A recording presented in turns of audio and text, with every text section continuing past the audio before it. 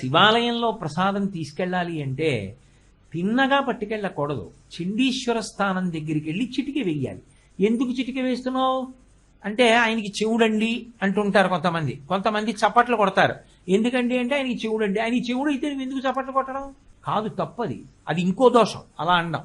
ఆయన ధ్యానమగ్నుడై ఉంటాడు. నువ్వు చిటిక వేస్తే ఆయన కళ్ళు విప్పుతాడు. నేను చెప్పే కదా, శబ్దం అయితే ధ్యానం భంగం అవుతుంది. ప్రసాదం చూపిస్తే ప్రసన్నుడవుతాడు. సరే తీసుకెళ్ళి అంటాడు. ఒక కొబ్బరి చెక్క గుడికి వెళ్ళిందంటే శివుడికి వెళ్ళింది. ఓ కొబ్బరి చెక్క ప్రసాదం అయింది. ఆయన తిని మీకు శేషం ఇచ్చాడు. ఇప్పుడు ఆ ప్రసాదం పట్టుకెళ్లే ముందు చండీశ్వరుడికి చూపించి ఇంటికి పట్టుకెళ్ళాడు. ఒక్క శివాలయంలో మాత్రం అది నియమం తప్ప తిన్నగా గుళ్ళోంచి పట్టుకుని వెళ్ళిపోకూడదు అని. అంతేకాని శివాలయంలో ప్రసాదాలు పట్టుకెళ్ళకూడదండి. శివాలయంలో ప్రసాదాలు గోడ మీద పెట్టి వెళ్ళిపోవాలండి. అవి ధూర్తతనంతో కూడుకున్న మాటలు. అసలు అలాంటి పనులు చేస్తే రావలసిన అనుగ్రహం రాదు. తప్పకుండా ప్రసాదం పట్టుకెళ్ళాలి.